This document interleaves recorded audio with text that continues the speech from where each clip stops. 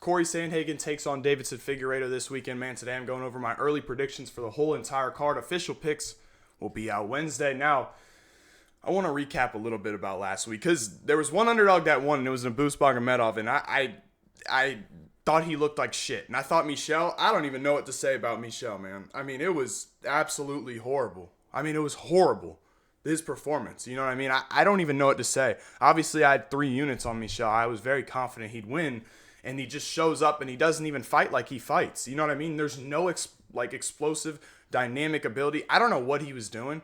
If that's how he's going to fight moving forward, I don't think I'll ever pick him to beat fucking Cody Brundage. You know what I mean? Like, that shit sucked. And other than that, though, I mean, the bets weren't bad besides the Miesha one, of course. I think I finished, 0.25 units up, but it could have been so much better, you know what I mean? And I think it was the Aliskerov and Elder parlayed, and then the Kwamba plus 3.5 spread, which was very free. And I think Kwamba might have been an underdog. I think it was a pick'em though at close. But anyways, man, I don't know what the hell that was, but let's hop right into this. Haven't even looked at this card, but let's get off my early predictions here. The first fight up. Oh, I don't know what that is. First fight up is Ivana Petrovic and Juliana Miller. I mean, Miller's her record's awful. I don't know much about her. I'm not picking her to win the fight. I'm going with Petrovic. Let's go on to the next one. Thomas Petersen, Dontel Mays. A good little heavyweight scrap. Not great. This should be Thomas Petersen all day. I mean, Dontel Mays I just picked him to beat Walter Walker. I don't think I'll ever pick Dontel Mays to ever win a fight again. I don't even know if I'm going to watch film for this fight because Dontel Mays, I'm going to put the effort in that Dontel Mays puts into this fight.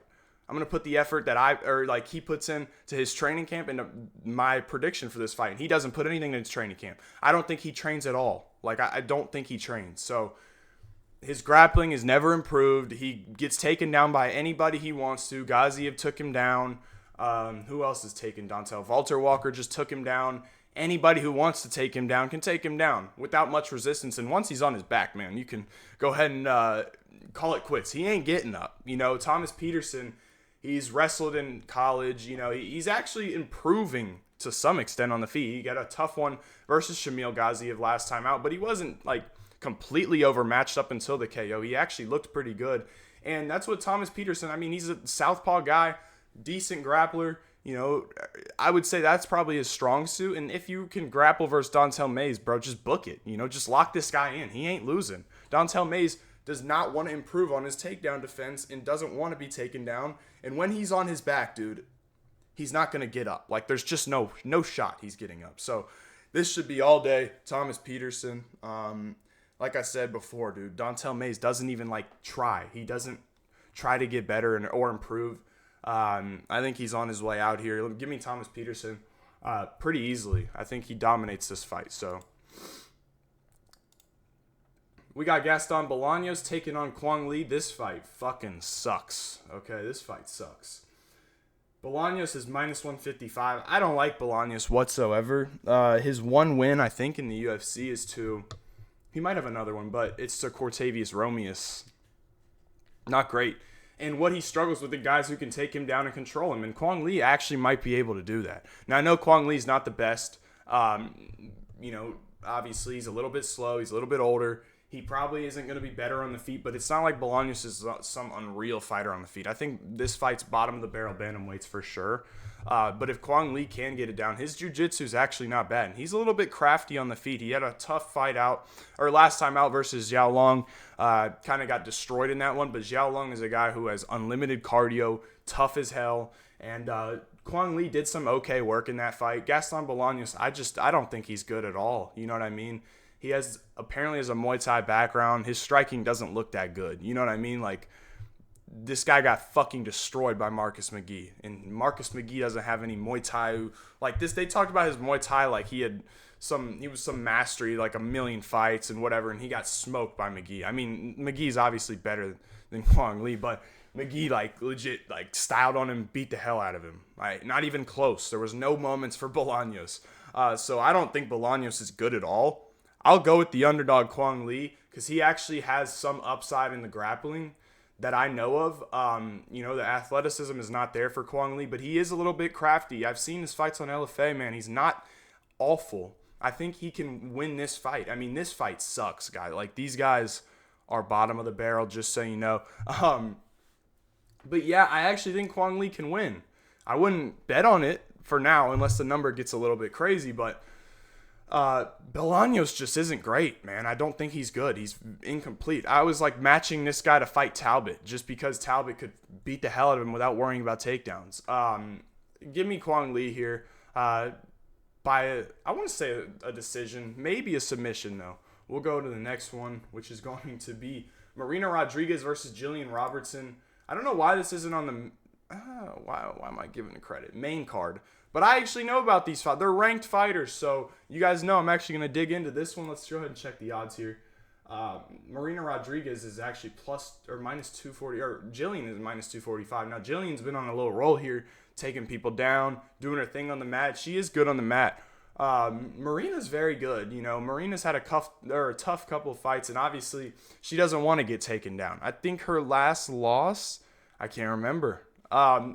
She is coming off a loss. So Gillian Robertson, she's been winning a lot of fights, and she needs to get it to the mat. I feel like she's like a better Miranda Maverick. I don't know, because I think Maverick's not great, and unfortunately I'm going to have to watch her in Atlanta. But Gillian Robertson she's actually kind of like aggressive. I don't know if the number's right on minus 240, just because what Marina's been able to do in the past. I mean, 17-5, she's been close to title shots in the past, and obviously pretty dangerous striker. But if Gillian's able to get it down, she should win this fight. I'm going to go with Gillian here, but this is definitely a fight I need to go back and look at some film for sure. Let's go to the next fight, which I've done a little bit of research on. I haven't watched Bekoev back, but I did watch Ryan Loder back. Ryan Loder is going to be coming in at the underdog, actually, so I have looked at this fight. I said I didn't look at any fight, but I have looked at this. Ryan Loder is actually plus 270 here. Now, Loder, he's interesting, man. I don't think he's actually that bad. He's tricky to figure out on the feet. He's kind of like a striker that can land these shots, but he's not technical at all. He's like, I don't know, bro. I watch him and he reminds me of just like RDR a little bit, but a little bit better on the feet. Like, I actually think Ryan Loder's not that bad. He'll throw up random kicks. He has a good wrestling game, of course. Like, that's his bread and butter. But going up against Bekoev, it's going to be a tough night for him to try to get the wrestling going. Bekoev, obviously, Dagestan guy. So he's going to look to get the fight to the mat. Loder can defend. I think the line might be a little bit wide, but that's just me not watching Bekoev on the feet, because I think this fight is going to come down to who is better on the feet. And while Loder is probably not more technical on the feet, he is unorthodox. He is tricky, weird to deal with. I don't like Ryan Loder because I watched his film and he was like smiling at people whenever he get hit, and I really don't like that. Like what Alex Caceres does, I hate that. But Loder, he has that tricky, unorthodox style where he could just kind of like the Jonathan McAuliffe versus Kevin Jousset, where McAuliffe's just doing all this random stuff, and he was winning the fight just because he was unorthodox, kind of. I could see Loder doing that. But Bekoev, obviously he's going to have the striking advantage, in my opinion, the counter-striking advantage, because Ryan Loder is definitely counterable. You know what I mean? Like, he will rush in, he will loop his shots, and he's definitely counterable. But this is the thing, is Bekoev's not a natural striker, right? If this was a guy, what is this, middleweight? Like Edmund Shabazian would knock Loder the fuck out. You know what I mean? Because he would be able to find that shot. But since Loder's going up against Bekoev, who's not the best striker, he wants to get the fight to the mat. Loder could make it interesting with the striking. You know what I mean? So a potential upset here, I'm going to go with Azamat Bekoev for now, but a potential upset for sure here. The odds are a little bit wide for me. I'm not a Bekoev believer. I don't think he's that good of a fighter. This guy, I think he had an opportunity to get on Contender Series and they didn't want him. You go back to his fights against in LFA, holding people down, not doing anything, not landing ground and pound, just smothering into the mat. Not my favorite style. But he is a good grappler, but that's not going to work here probably. You know what I mean? But we'll see what happens. I'm going to go with Bekoev for now, and we'll move on to the next fight. Oh boy, Yana Santos versus Miesha Tate. I'm going with Miesha Tate, bro. I don't know much about this fight, but I don't like women's bantamweight guys. I'm not huge on it. I'm gonna go with Miesha Tate. Let's go to the next one. Whew, baby, this is a steamer. Jeremy Stephans, Mason Jones. Now, Mason Jones is minus 600, and while Stephans is old, he's not even in the sport of MMA really. But while I say he's not really in the sport of MMA, this isn't a fight where Mason Jones is probably going to grapple all that often. Now, Mason Jones' game is push the pressure, be durable, be in your face, and fight hard. And he's durable. He can take a punch. You watch the fight with Mike Davis. I mean, bro. It was legit unbelievable, man. Like, that fight was one of my favorite fights. I mean, he just kept pushing the pace, eating shots. Man. Why did I say Mike Davis? Is it Mike Davis? Dude, I'm like losing my mind. Yes, the fight with Mike Davis. I always call him Beast Boy because that's what he called himself. Dude, this was an absolute scrap. Like, please go watch it. You'll enjoy it. Mason Jones is pushing the pace. And, obviously Mike Davis is a beast, and this was Mike Davis before he had dealt with all these injuries. And it was an unbelievable fight. And Mason Jones just ate everything. This guy is tough as fuck. You know what I mean? He's got good boxing. He's got good hands. He's aggressive. He's physical. And he's good in the clinch. Good dirty boxing, elbows and knees in the clinch. He's very good there. But, the minus 600 is a little bit crazy to me because that kind of plays into what Jeremy Stephans is going to want to do. The guy's been in bare knuckle. He's been in these, whatever he's been in. I don't know what else, like the dirty boxing shit with Yoel Romero. He might have been in that. He's going to want to box and box in the pocket. So Jeremy Stephans or Mason Jones is going to give him what he wants. You know what I mean? It's not like this is a, Grant Dawson fighting Jeremy Stephans. You know what I mean? Like, Mason Jones is going to not grapple more than likely, and he's going to push the pace and be right in front of Jeremy Stephans' face. And, Jeremy Stephans is probably going to gas out, my bet. But maybe there's upside for early KO because Jeremy Stephans obviously can hit hard. He's still got good hands. He still hits hard. But I don't see him putting him away. I just don't see it, man.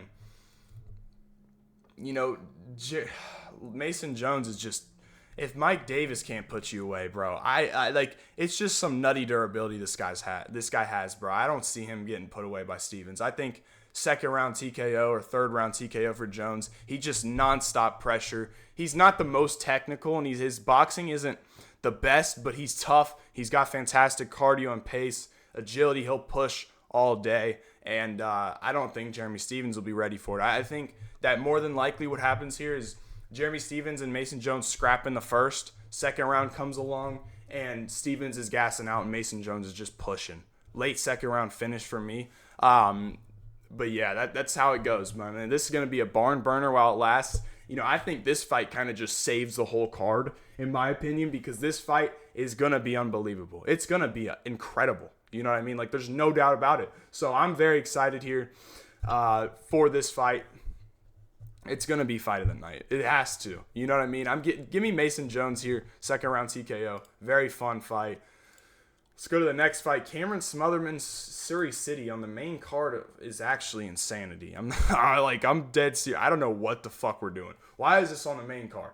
Smotherman's plus 142 here. City was actually opened up and was sitting at the underdog for quite a bit, I want to say here. I think I remember. So he opened 160, went down, or no, Smotherman opened 160. Okay. I've got my problems with the Serhiy City.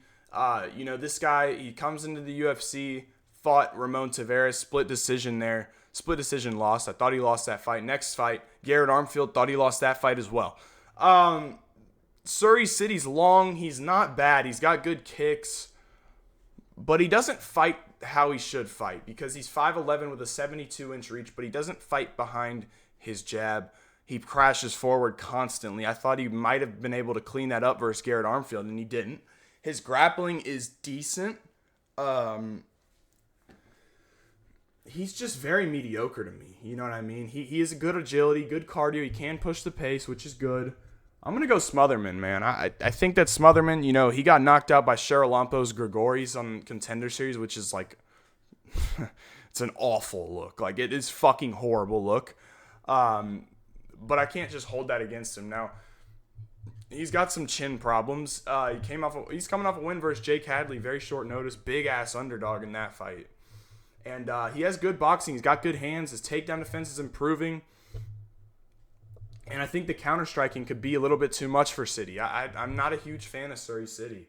Obviously, not my official pick, but while I'm here, man, Smotherman to me, he's got better hands. He's got better combinations. He's more defensively sound than Sidey. Sidey is crashing forward constantly. Doesn't fight using his range at all. He's fun to watch, sure, but is he that good? I don't think he is. I don't think he should be a favorite here. I'm going with Cameron Smotherman for now. Let's go ahead and move on to the next one. Pretty decent matchup here. Montel Jackson taking on Daniel Marcos. Montel Jackson being minus 210 makes me want to throw up.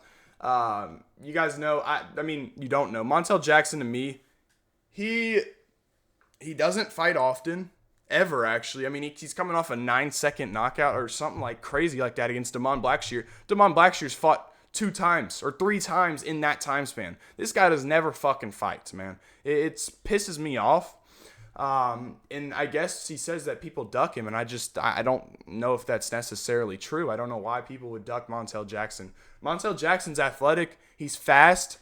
But my issue with Montel, he's powerful. My issues, with Montel is his volume, man. He does not throw a lot. He does not throw ever. Minus 210 is fucking insane to me against a guy like Marcos, who to me is more polished, more ways to win in terms of, or more like diverse with his striking. That's how I feel about Daniel Marcos. Good leg kicks, good knees. He's got good punching. He might not be the most athletic guy or more athletic guy here, but with that wide base of Montel Jackson, the leg kicks are going to start to add up. And Daniel Marcos is actually pretty damn good striker. Obviously, he's coming off 2 split decision wins.